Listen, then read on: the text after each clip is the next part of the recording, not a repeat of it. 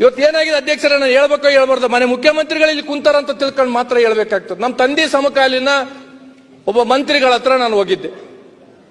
ಅವ್ರು ನನಗೆ ಗೊತ್ತಿದ್ ಕೇಳಿದ್ರ ಗೊತ್ತಿಲ್ಲ ಕೇಳಿದ್ರೆ ಗೊತ್ತಿಲ್ಲ, ನಾನು ಇದು ಟೀಕೆ ಮಾಡ್ತಾ ಇಲ್ಲ. ಈ ರೀತಿ ವ್ಯವಸ್ಥೆ ಆದ್ರೆ ಬರ್ತಕ್ಕಂಥ ಪೀಳಿಗೆ ಯಾರು ರಾಜಕೀಯಕ್ಕೆ ಬರಂಗಿಲ್ಲ. ನೀನ್ ಯಾವ ಜಾತಿಯವ ಅಂತ ಕೇಳ್ಬಿಟ್ಟ ಮಂತ್ರಿ.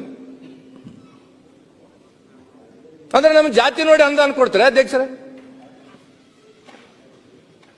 ಓಕೆ, ನನ್ನ ಮನಸ್ಸಿಗೆ ಯಾವ ರೀತಿ ಆಯ್ತು ಅಂತಂದ್ರೆ, ನಮಗ್ ಜನ ಏನ್ಪತ್ತಂದ್ರೆ 73,000 ಓಟ್ ಹಾಕಿ ಕಳಿಸಿದಾರೆ ಅಧ್ಯಕ್ಷರೇ. ಗುರುಮಿಟ್ಕಲ್ ಮತಕ್ಷೇತ್ರದಾಗ ನನ್ನ ಜಾತಿ ನೋಡಿ ಓಟ್ ಹಾಕಿಲ್ಲ ಅಧ್ಯಕ್ಷರೇ. ಆಯ್ತು, ರಾಜ್ಯಕ್ಕೆ ಹೇಳಿದ್ರಲ್ಲ, ಹೇಳ್ಬೇಕಿಲ್ಲ ಬೇಡ? ಆಯ್ತು, ಅದನ್ನ ಹೇಳಿದ್ದೀರಿ, ವಿಶ್ಲೇಷಣೆ ಬೇಡ, ಟೈಮ್ ಇಲ್ಲಲ್ಲ, ವಿಷಯ ಹೇಳಿದ್ದೀರಿ. ಹೌದಾ ಸರ್, ಏನಾಗಿತ್ತು ಅಧ್ಯಕ್ಷರೇ ಅಂದ್ರೆ, ಮಾನ್ಯ ಮಂತ್ರಿಗಳು ನನಗೆ ಯಾವ ಜಾತಿ ಅಂತ ತಿಳ್ಕೊಂಡು ಕೇಳಿದ್ಮೇಲೆ ಇವ್ರು ಕೆಳಗಿರ್ತಕ್ಕಂಥ ಅಧಿಕಾರಿಗಳು ನನ್ನ ಯಾವ ಜಾತಿ ಅಂತ ತಿಳ್ಕೊಂಡು ನೋಡ್ತಾರ.